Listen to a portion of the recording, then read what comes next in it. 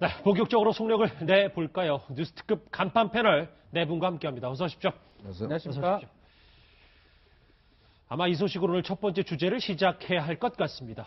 뉴스특급 준비한 첫 번째 주제는 바로 이겁니다. 32일 만에 또 특검 글쎄요, 최후의 카드를 꺼낸 것 같다는 생각이 듭니다. 오늘 특검에는 평소보다 2배가 넘는 취재진이 몰렸습니다. 이 인물 때문입니다. 이재용 부회장의 출석 모습부터 영상으로 확인하시죠.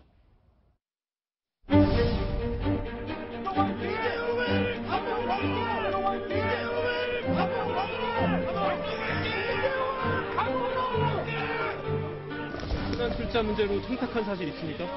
공정거래위원회에 로비했다는 의혹 사실입니까? 두 번째 소환인데 신경 한 말씀 해주시죠. 오늘도 모든 진실을 특검에서 성심껏 나중입니다. 여태까지 성실하게 다 임했다는 말씀이십니까? 국정농단 사태에 의해 최씨 일가 지원한 의혹 어떻게 보십니까? 영역권 승계 최씨가 이용하신 건가요? 대통령에게 직접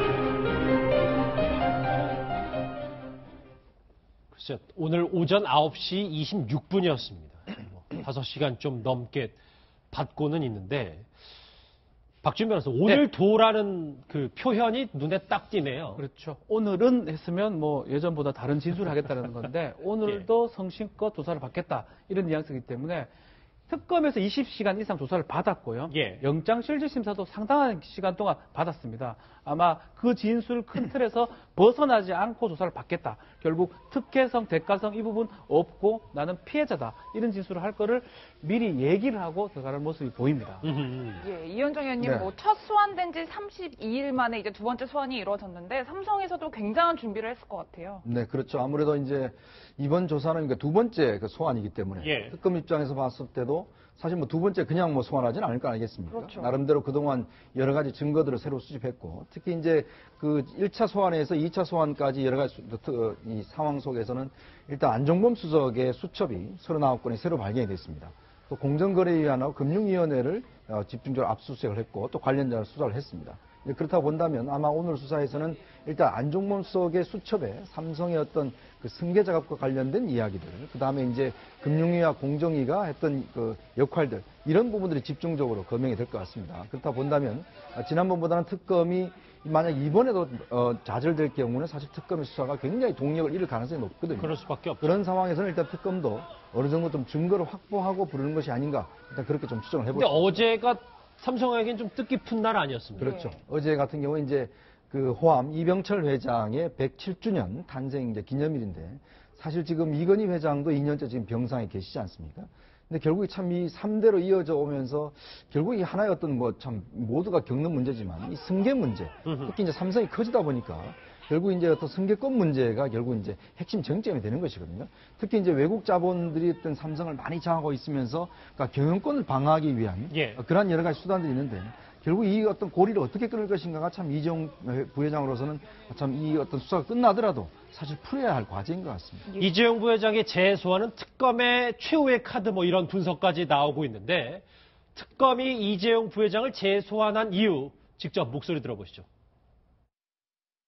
아시다시피 그 대통령에 대한 그 대면 조사는 특검이 마음대로 일방적으로 정해서 할 수 있는 사항이 아니기 때문에 그런 사정을 고려해서 우선적으로 아마 이재용 삼성전자 부회장을 아마 소환해서 조사하는 것으로 알고 있습니다. 그 추가 혐의가 더 있는지 여부 이런 부분에 대해서는 추후에 영장 재청구 여부가 결정될 무렵에 그때 다시 말씀드리도록 하겠습니다.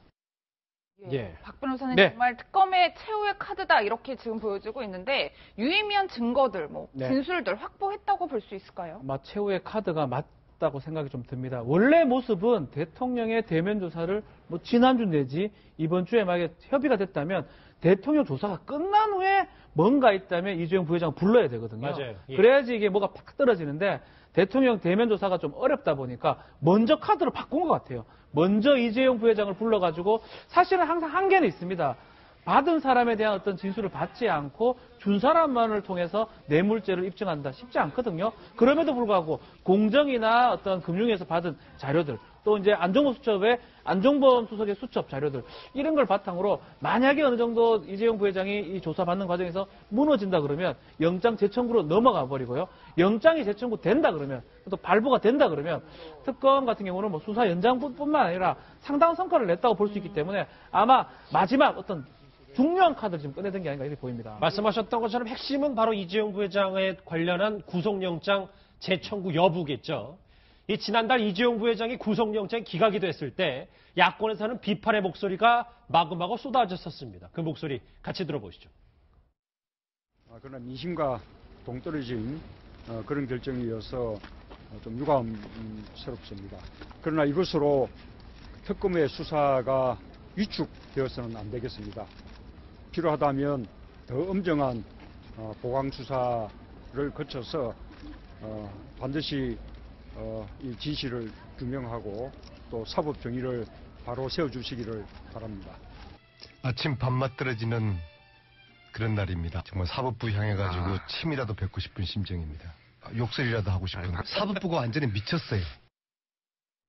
저때 한 달이 불과 안 됐는데 저때 참 안민석 의원이 세게 얘기했던 지금 들어도 또 깜짝 놀라는데 미영선 전. 근데 오늘 이재용 부회장의 재소환을 일각에서는 아니 너무 먼지 털려고 하는 거 아니냐, 유전 유죄 너무한 거 아니냐 이런 지적도 있어요. 그러니까 사법부를 포함해 재판부를 포함해서 검찰 권력도 마찬가지입니다. 그러니까 권력으로부터 정치 권력으로부터의 독립과 중립성을 확보하는 것도 중요하지만 이제 사회가 발달함으로써 이제 여론으로부터의 독립도 굉장히 중요하다. 이런 점을 갖다 항상 명심하고 검찰과 재판부가 가야 되지 않나 하는 생각이 듭니다. 그런데 지금의 여론이 너무나 그 다수가 사실 믿는 것도 사실이죠. 거의 80% 가까운 그 여론이 그 국민 탄핵, 대통령 탄핵을 아직도 지지하고 있기 때문에 그런다고 봅니다. 근데 이럴 때일수록 이 검찰이나 재판부가 냉정해야 되지 않겠습니까? 재벌이라고 그래서 그 절대 봐줘서는 안 되죠. 옛날처럼 정경유착해서. 그렇지만 또 재벌이라고 그래서 이 여론에 갖다가 부응한다고 할까요? 하여튼 여론의 그런 그 상황에 따라서 그냥 꼭 그 어떤 심증을 가지고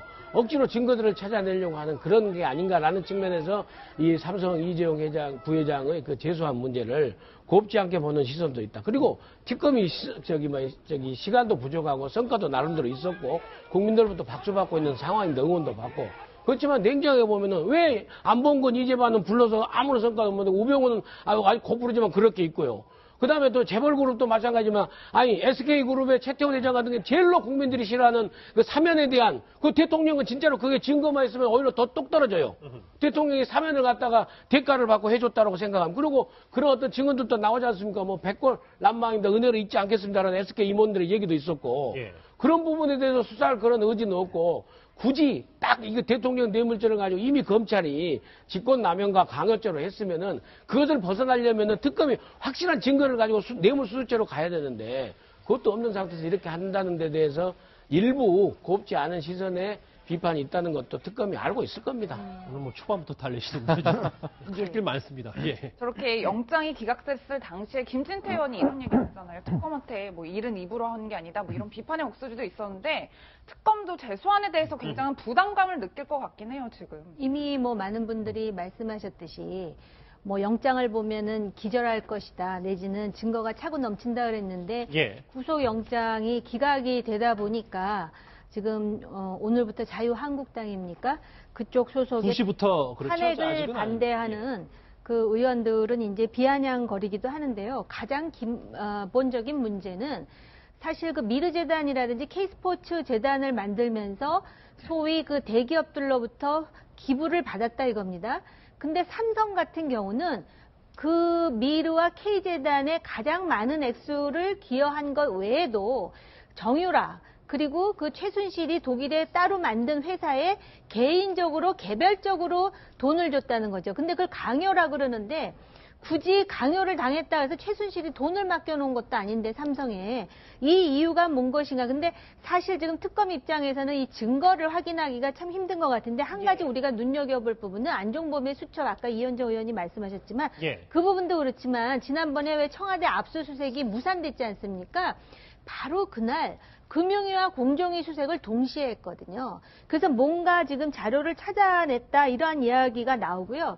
그 다음에 35억을 정유라 측 독일에 보낼 때 보내고 나서 공정위 결정이 이루어졌다라는 것에 지금 이제 근거가 있는 것 같습니다. 그래서 사실은 이번에 이렇게 재소환까지 해갖고 영장 청구가 또 무산이 되면 정치적으로 특검이 상당히 타격을 받을 것은 분명한데 그럼에도 불구하고 물증과 법리로서 해야 되는 것이죠. 아이고, 당연합니다. 오늘 이재용 부회장의 재소환 모습 한번 영상으로 다시 한번 보실까요?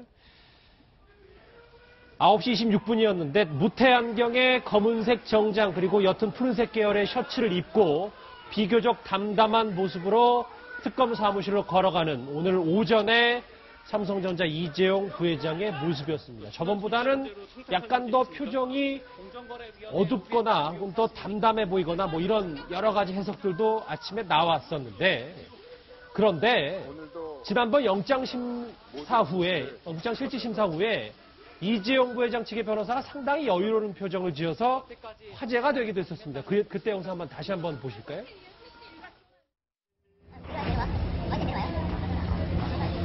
실광제와 법리에 대해서 재판부에 충분히 소명을 하였습니다. 법원에서 현명한 판단을 하실 걸 확신합니다. 네. 가장 쟁점이 됐던 부분은 어떤 부분입니까? 네, 결국 뇌물 공여죄에 있어서 대가성 여부가 제일 큰 논란이 되었습니다. 네, 그 정도로 하시죠. 감사합니다.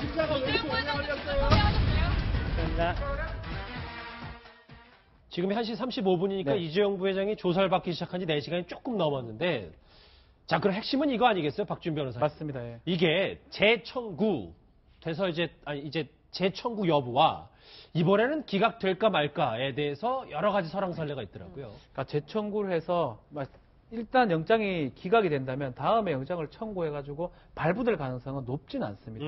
아주 확실한 증거라든지 영 다른 범죄 사실을 발견하지 않는 이상은 일반적으로 청구도 재청구도 안 할 뿐더러 했다 하더라도 법원도 한 번 결정 내린 걸 번복하지는 않거든요. 예. 그래서 아마 하려면 아주 다른 식으로 접근한다든지 지금 400몇 억의 어떤 뇌물에서 줄여서 삼성 승마협회 지원 부분만 볼 것 같아요.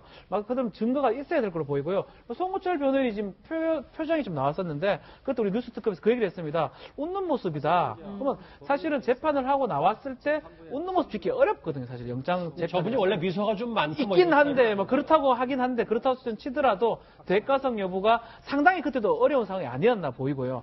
지금도 아마 앞으로 만약에 재청구한다 하더라도 가장 핵심 부분은 대가성을 입증할 수 있었냐. 아니, 입증 못한다 그러면 재청구 자체도 좀 어렵지 않을까 이런 생각이 좀 듭니다. 영장 재청구 자체도 어려울 예. 수 있다는 분석이시군요. 예, 이현정 의원님 네. 이번 조사에서 핵심 쟁점으로 떠오른 게 30억짜리 명마 블라디미르란 말이에요. 네. 그게 어떻게 된 부분인 건가요? 이게 이제 비타나 V라고 해서 한 10억짜리 되는 말을 이제 정유라가 소유하고 있었지 않습니까?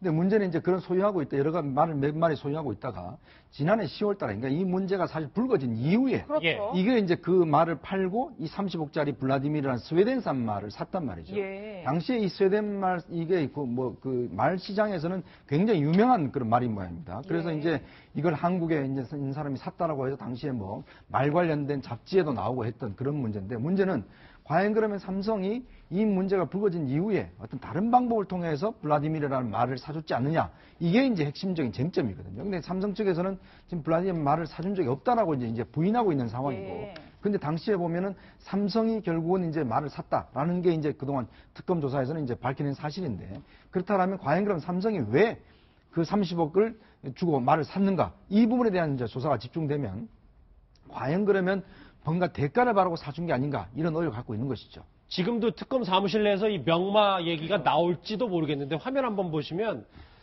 이게 지난해 10월 유럽 승마잡지 얘기입니다. 그러니까 만약에 이건 만약입니다만 박준 변호사. 네.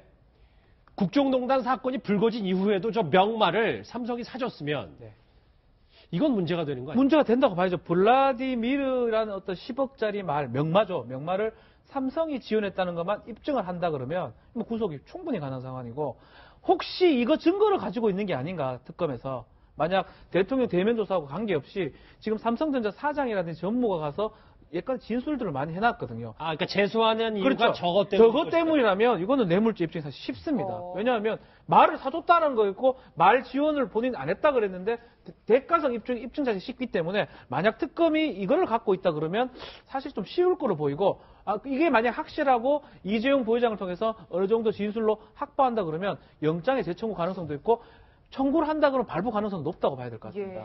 다소 무거운 표정으로 오늘 특검에 재소환된 이재용 부회장이 또 어떤 표정으로 특검 사무실에서 나올지 저희가 쭉 주목을 해 보겠습니다. 이재용 부회장의 긴급 재소환 소식은 여기서 정리하고 다음 주제는 저희 채널의 단독 보도 얘기입니다. 주제 먼저 확인해 보죠.